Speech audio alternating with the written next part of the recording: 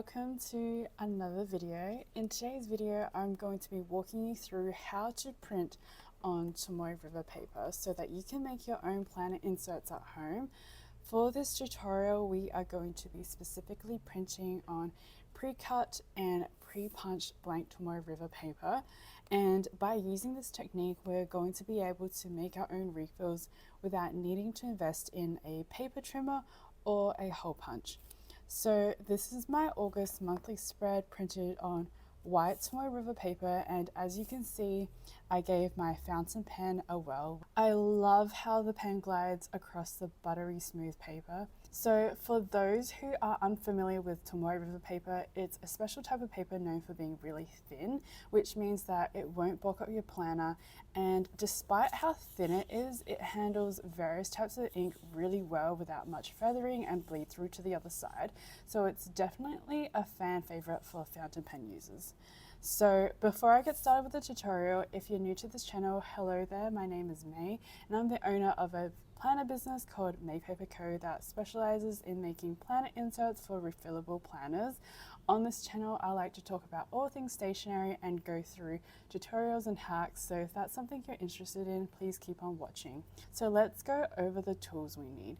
Firstly, you're going to need some Tomoe River paper that has been pre-cut and pre-punched to the planner size you want. So of course, you can also go with the unpunched option as well, which I think is a little bit easier to print on because it takes a little bit less brain power to feed in the paper initially. We offer both the pre-punched and unpunched options in our shop, as well as both the white and cream options. This is all 52 GSM Tomoe River paper as well, and I'd love to know what your preferred Tomoe River paper color is. Let me know down in the comments below. So one thing I want to note is that our pre-punched Tomoe River paper has rounded corners, which will help with reducing the frame from flipping the pages due to how thin the paper is, but we've kept the unpunched version with rectangle corners just in case you want to make other things out of the paper like notepads. So I'll link our Tomoe River paper down below, but of course there are also other companies that offer pre-cut, pre-punched paper as well. Just as a side note, you can also use this technique that I'll be going through in this video to print on any pre-cut paper. It doesn't have to be Tomoe River paper specifically. The technique is essentially going to be the same. So the next thing that you're going to need is an inkjet printer. I would absolutely not recommend using a laser printer with this sort of paper due to how hot laser printers can get.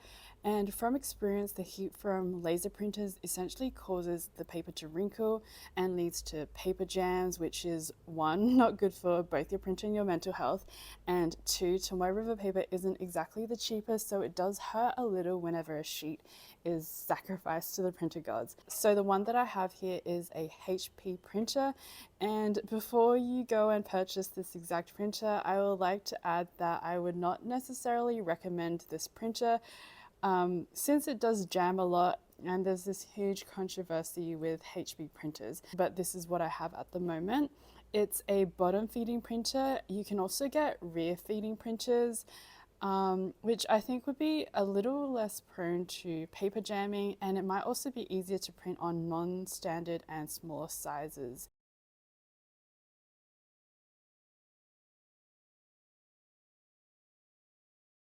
And the last thing you'll need is a printable PDF file in the corresponding planner size. I offer a range of our printables on my website, which again, I'll link down below for you. But of course, you can use any printable that you like, whether that be one you've purchased from another shop or even one that you've designed yourself. We have jumped onto the computer.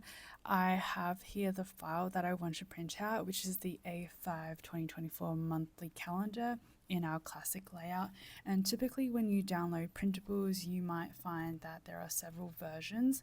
So we have here the A4 2 per page, which means that if you're printing directly onto A4 paper, you can cut the paper directly in half, which means that you don't need to fuss around with crop marks.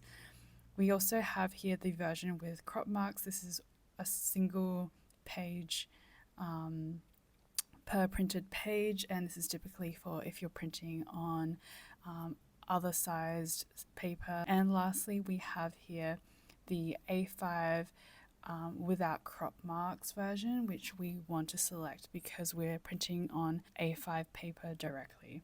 So before I get into the print settings, I just want to touch on the program that I'll be using today, which is Adobe Acrobat Reader. Now, you don't have to use this exact software. I typically use the Preview app to print because it's the default on Mac, but I know that not everyone uses a Mac, so I highly recommend this program if you're following along, and the great thing about it is it's free as well.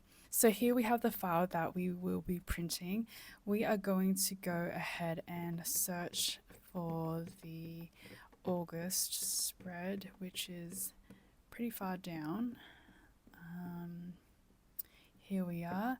So we have here the left side of the August spread and the right side of the August spread. So that would be pages 30 and 31 that we want to be printing out today. So let's go ahead and press Control P or Command P. So typically when printing onto pre-cut paper, you'll have to manually set up the paper size that you'll be printing on if you haven't already done this for a previous print job. So the easiest way to do this is to go into Page Setup, and from here we can choose the paper size. So here is a list of the default sizes. I like to go ahead and create a new custom size, which you can do here, because typically the default page setups have this margin which you can't print on. So if you go ahead and create your own custom size, you can set it up such that there is no margin and your design will extend to the edge if need be. So let's go ahead and set that up now. So clicking on Manage Custom Size will bring us this pop-up here, and we want to go ahead and hit the plus button there to add a new size. You can also rename it. So I will call that A5 no margin. And then you want to go ahead and input the dimensions. So the A5 size is 148 millimeters wide and 210 millimeters tall. So here we can see the margins that are set by default. This is basically the no print area on your page. So we want to go ahead and remove all those and make them 0 so that our design prints to the edge and nothing gets chopped off. So after that, we will hit OK, and we want to make sure that the new size has been set up there, and we'll hit OK once we have confirmed that. So the other thing we want to make sure is that we select only page 30, which was the left side of the August spread, and typically when you type in the page, you can see in the viewfinder here what page it is by just clicking across, and that just resets the preview screen here so we can make sure we're printing out the correct page. The other setting that we want to make sure is correct is that we are either selecting actual size or custom scale at 100%, and this just makes sure that your design isn't blowing up or scaling down and is at the correct scale. And those are the main settings that you want to make sure that you have on your print dialog before hitting print. So before we put the paper in, let's take a closer look at the printer. From experience, most printers will usually indicate the print direction and which side the paper will print on the paper tray. So specifically with this printer, the top of the page will print on the furthest part of the sheet when it has been loaded into the printer, and it will also print on the bottom side of the paper. So a general rule of thumb with printers is that if it's a bottom loading printer, the pages will generally print on the bottom side of the paper because it curls around the printer, whereas rear feeding printers will print on the top of the paper that is loaded. Okay, so this is where it gets complicated and a little bit more thinking is involved. Since I want to print out the left side of the planner spread out, we need the hole punching to be on the right side of the paper so that the holes are in the correct spot. So if we look at the diagram on the paper tray, the top of the paper is in the same direction as this paper, which is correct. if you have the arrow pointing this way, you want to go ahead and rotate your paper 180 degrees like that. But in this case, if we feed the paper in this way, it's going to be printing in the correct orientation. The other thing we want to note is what side of the paper the printer prints on. So from the diagram, you can see that the printer prints on the bottom side of the paper. So this is the side of the paper we want the printer to print on for the left side of the August spread, which means that we want to go ahead and flip it this way into the paper tray. So I hope that makes sense. So you basically have to look at the diagram to figure out how your printer prints. You could also test it if you like, but I feel like if you learn how to read the diagram, it makes so much more sense. So I've gone ahead and loaded the paper and pushed the paper tray gauges in, and I'll go ahead and close the printer. So after loading the paper, the printer is going to ask me to select the paper that I've loaded.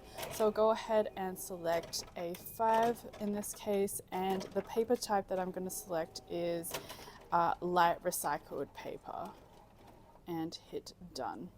So you might need to figure out what the equivalent of your printer is, because not all printers will have the same options. This is also why I would recommend a rear loading printer for non-standard sizes, especially the smaller sizes like Pocket and A6, because it might be difficult for a bottom loading printer to feed through. So I'm going to go ahead and go back to the printer and press print.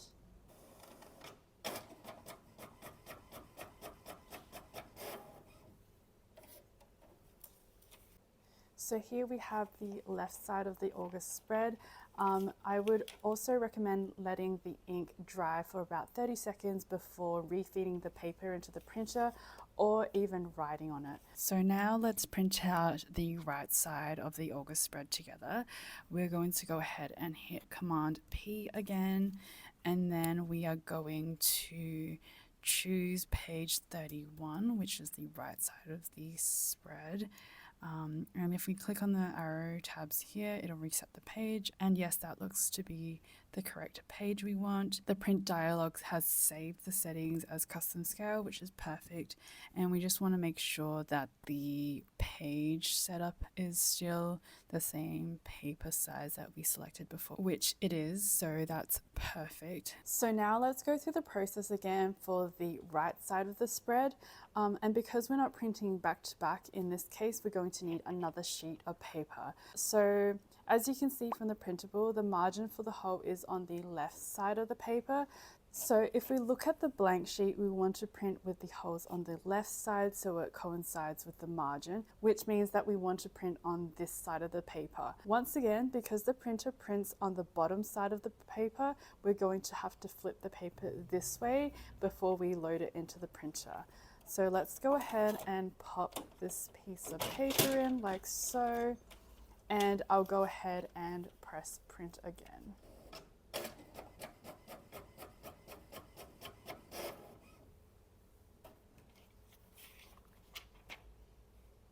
So there we have it. We've just printed on Tomoe River paper. I hope this tutorial has been helpful for you and that you feel a little bit more confident in printing your own inserts on Tomoe River paper at home. Before I end this video, I just wanted to show you a filled out spread, and this is what it looks like. And in terms of shadowing and bleed through, there is a little bit of shadowing, but definitely not any bleed through as expected with Tomoe River paper. So I have used my fountain pen, and I believe this is Diamine chocolate ink, and as you can see, I haven't printed back to back on these pages, but there is a little bit of shadowing, which I don't mind at all. If you have any questions, feel free to ask away in the comment section below. And if you did enjoy this video and found it helpful, please give this video a thumbs up, and I would love it if you would consider subscribing. Otherwise, if you want to see more content like behind the scenes of running a stationery business, feel free to check out my Instagram at maypaperco. That's it for today. Thank you for watching, and I'll see you in the next one. Bye!